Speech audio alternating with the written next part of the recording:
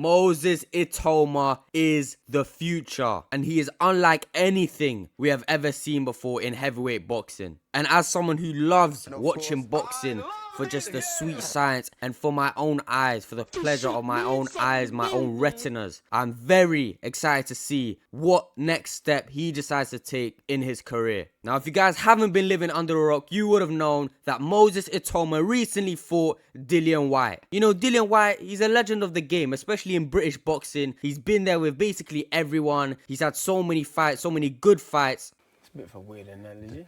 Everybody. So people really saw him fighting Moses Itauma as a huge test for Itauma to really see where he was at in his career. You know, people expected some sort of resistance from Dillian Whyte. Cool, we all understood that he's probably over the hill, but we still expected to see some sort of challenge for Moses Itauma. Even myself included, I expected to see a lot more of a competitive fight between Itauma and Dillian Whyte. But what we saw instead was a one-sided beatdown. I have never seen Dillian Whyte get starched like that ever. It was insane. Obviously, I get that Dillian Whyte is over the hill, but still, he fought Tyson Fury, what, 3-4 years ago? And Tyson Fury, cool, I get it was not the best version of Tyson Fury, but Tyson Fury didn't do anywhere near what Moses Itauma did to Dillian Whyte. So after the fight, I was really sitting and thinking, like, where is this Moses Itauma guy in terms of the world rankings, in terms of his potential? Like, how far can he truly go? Because if he continues the way that he's going, I don't see any ceiling being put on this guy. Because I think that by the time he reaches the top, I think Usyk will be out the game. I think he'll be retired. So I think Itauma will just have free reign over the heavyweight division for as long as he wants. And speaking on the Usyk fight, I've seen a lot of people say that Itauma should fight Usyk next.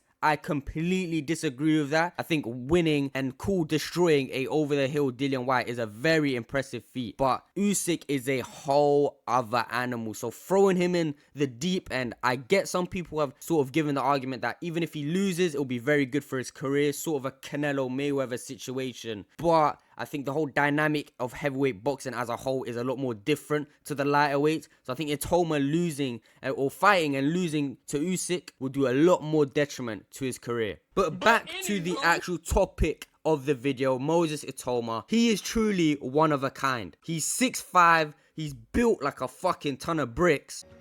Look at the size of that fucker. But yeah, at the same time, he's so fast, he's so athletic, he's so explosive. And it's something that we really haven't seen before. You know, that mix of technique and athleticism is something that we have never seen in the heavyweight division. For example, AJ, very athletic, he's got solid technique. Don't get me wrong, he's by no means a bad fundamental boxer. But Moses Itauma is a much better boxer than Anthony Joshua. Same way, Deontay Wilder, very athletic, very explosive, very fast. But he is not a good fundamental boxer at all. And if you look on the flip side, someone like Usyk, he's not the most athletic, he's not the most fast, he's not the most powerful, but he is just the best boxer. So looking at Itauma, I think he's really the perfect blend of athleticism and boxing technique.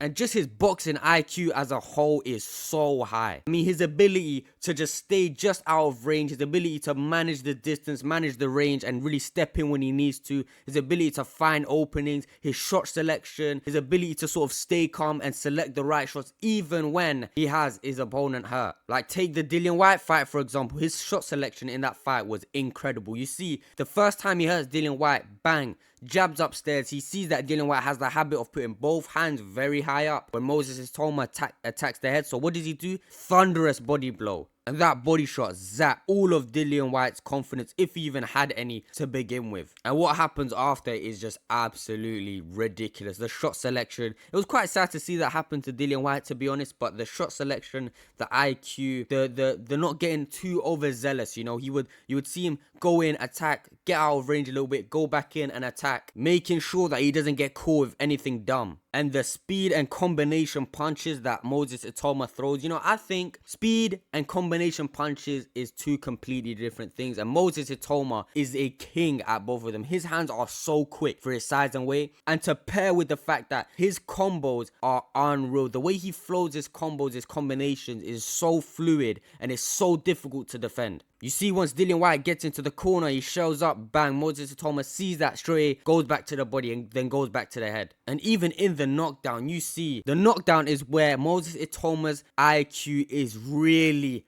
highlighted. If you watch it, he feints downstairs to give Dillian Whyte something to think about before he comes in. He throws a left that lands on the guard. Then he uses his right hand to pull down the left hand of Dillian Whyte, whilst also throwing another left hand so that Dillian Whyte doesn't even think to bring his left hand back up. And with the opening created by dragging Dillian Whyte's left hand down, leaves the perfect opening for that right hook, which he hits just so flushly on Dillian Whyte's temple. And Dillian Whyte then obviously flattens out, whatever, goes to sleep.